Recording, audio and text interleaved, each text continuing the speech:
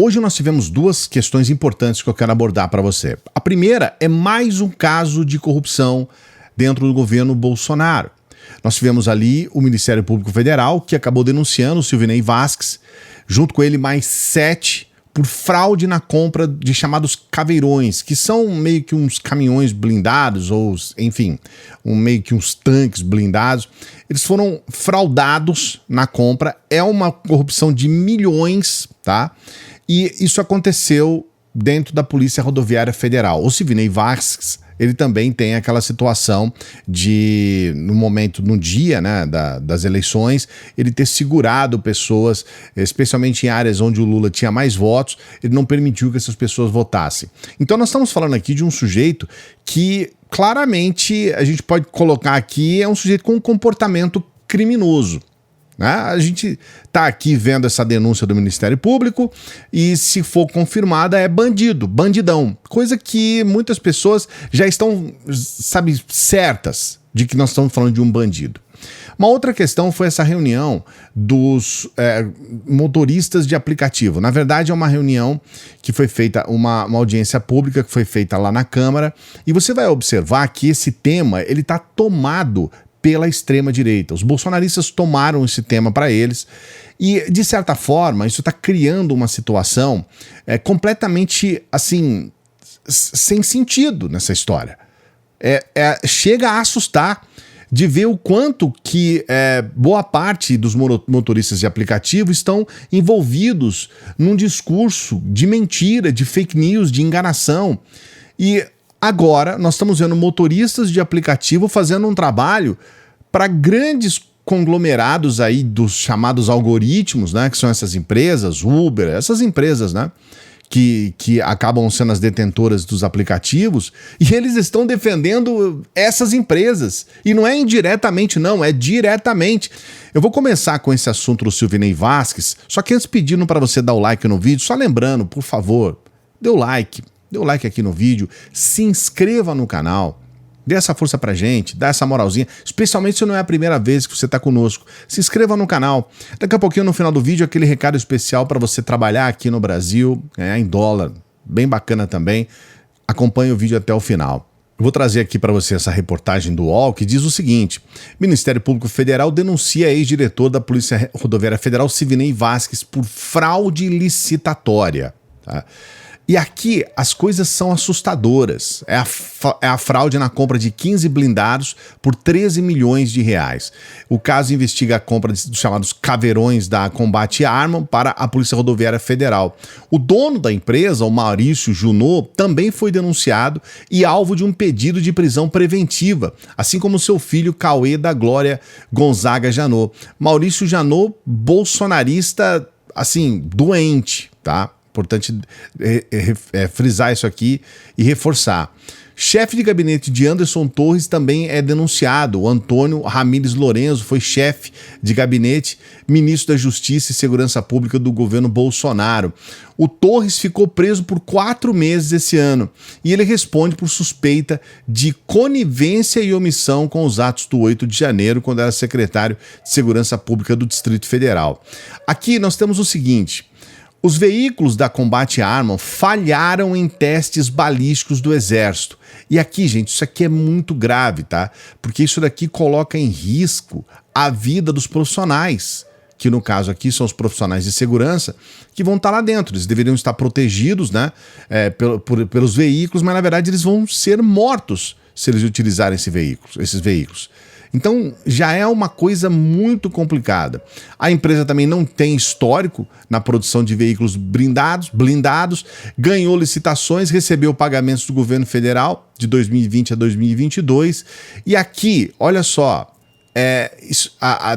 vou deixar para você a reportagem para você acompanhar correto aqui, mas existe duas questões aqui. A primeira é: segundo as investigações, as licitações eram caracterizadas pelos mesmos concorrentes e propostas muito acima do preço. A Combate ganhava na maior parte dos casos. Então aqui já tem a fraude na licitação. Não é só isso, tá? Não foi provado que precisava ter a aquisição desses blindados. Assim, não havia necessidade também desses blindados.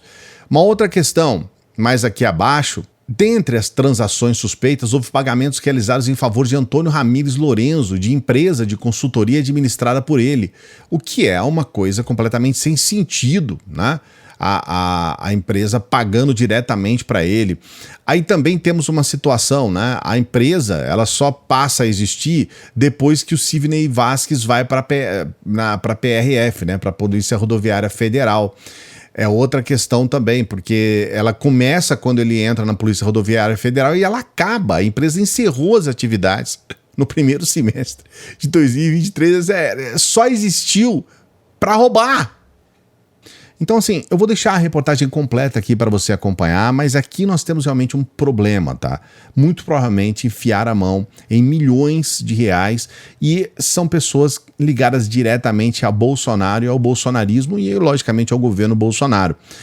Lembrando mais uma vez que esse Sidney Vasquez aí foi aquele sujeito responsável para boicotar as eleições e tá respondendo por isso também. Então, além de corrupto, né, a possibilidade de ter cometido uma corrupção, mediante todas essas afirmações aí, também é um sujeito que está envolvido em atos antidemocráticos e em boicote às eleições, atos que estão contra o nosso país, contra o nosso povo.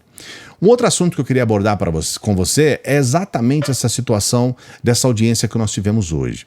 Vou trazer dois pontos que eu considerei importantes dessa audiência, mas o primeiro é a constatação de que todos os motoristas de aplicativo não estão, a meu ver, isso é uma opinião, tá?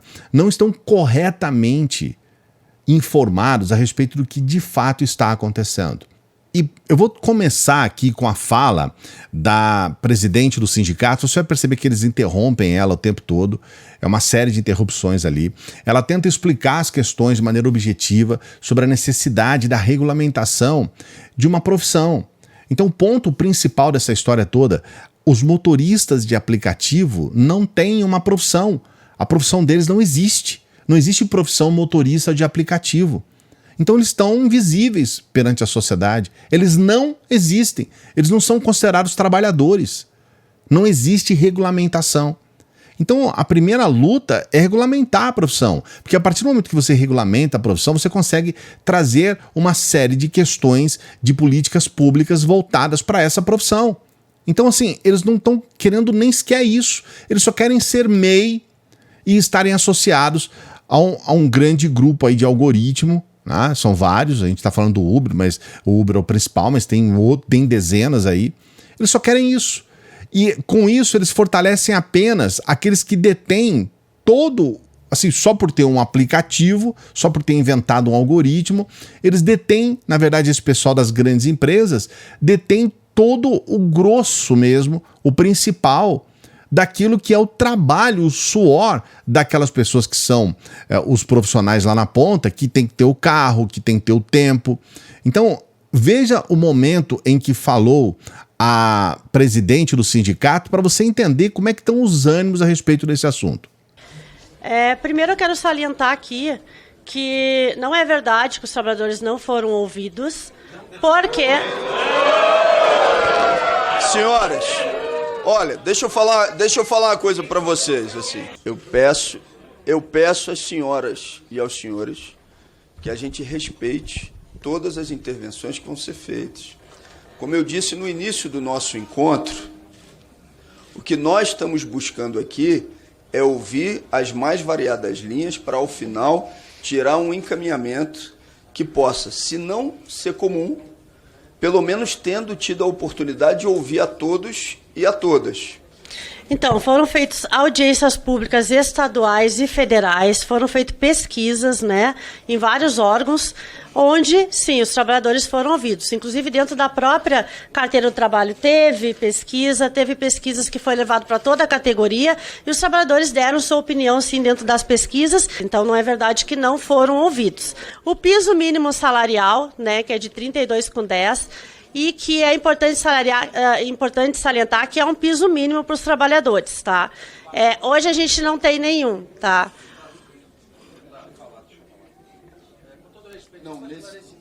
Não, só uma coisa. Nesse momento, mas nesse momento, nós não vamos interromper a fala da Karina. Já estamos fazendo isso e não deveríamos. Karina, por favor, e depois a gente vai para as próximas intervenções. Eu estou trazendo os principais pontos do PL que eu acho importante. Aí, se vocês discordarem, é uma questão de vocês, e vocês têm liberdade para se inscrever e poder falar. Então, a questão do piso salarial, que é um piso mínimo garantido, que é aquele trabalhador que a gente sabe que em diversas partes do país ganham menos de R$20 a hora efetivamente trabalhada, tá? E o direito à organização sindical. Quando o Paulo vem aqui e fala, nós não queremos ser representados, é todo o direito de vocês não querer ser representado pelo sindicato. E é por isso que a gente tem filiados, né? E os filiados é que elegeram o pessoal que está lá na frente, os próprios presidentes. E vocês deveriam, pelo menos, conversar com os sindicatos, que não é o que vocês estão fazendo atualmente. É dessa forma que vocês agem com a gente em qualquer espaço que a gente está. E é lamentável, porque assim como a gente quer ouvir vocês, vocês não querem ouvir o sindicato. Senhores... Eu fui eleita pelo pessoal do meu sindicato. Por favor... Não, tu não é nem do meu estado, minha querida. Então, senhores e senhoras, nesse momento, agora... nesse momento, o que a mesa vai fazer, o que eu vou fazer, é garantir a palavra dos convidados e convidadas, de todos e todas que vierem aqui fazer uso da palavra. Se vocês forem um contribuinte individual, vocês não têm direito a nada, Então, vocês têm que pensar muito bem o que vocês querem realmente ser. CLT, contribuinte individual, MEI, ou não tem direito a nada futuramente. Não tem direito nem simplesmente... MEI, vocês não têm direito a nem fazer acordo coletivo com as empresas futuramente. Então vocês não querem se organizar enquanto categoria, o que é lamentável, né? Senhores, no momento das intervenções e das inscrições, os senhores vão poder responder os questionamentos. Você vê, ela mal consegue falar, mas ela traz alguns pontos que eu considero muito importantes para a nossa reflexão. Uma outra fala importante também foi da Sâmia Bonfim. E aqui, gente, a Sâmia traz um trecho, vou destacar esse trecho para você, que é a preocupação que ela tem dos profissionais estarem 12 horas disponíveis para essas empresas, para esses aplicativos.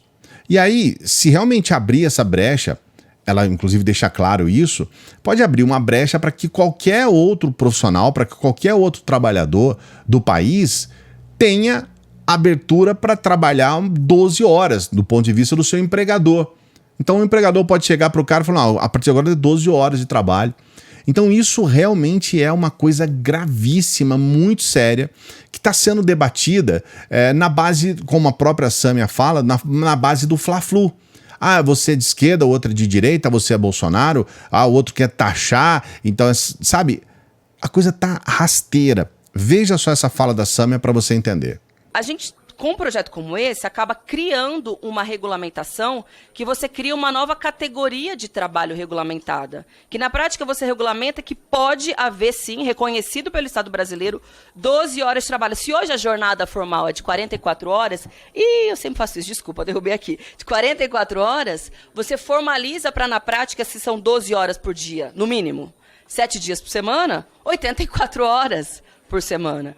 Isso abre, inclusive, um precedente de regulamentação para todas as demais categorias, não só para aqueles que são trabalhadores por aplicativo, que é muito grave, porque daí, se essa moda pega, é isso que eu quero dizer, se essa moda, todo tipo de empregador no Brasil vai poder ser encaixado sob essa regra, de que a pessoa pode estar à disposição do patrão por 12 horas, no mínimo, por 12 horas por dia, 7 dias por semana. Acho que isso gera um efeito cascata que não me estranharia que serviria para o professor, para todos os trabalhadores, para todas as categorias. E isso também me parece um aspecto grave do projeto, ruim.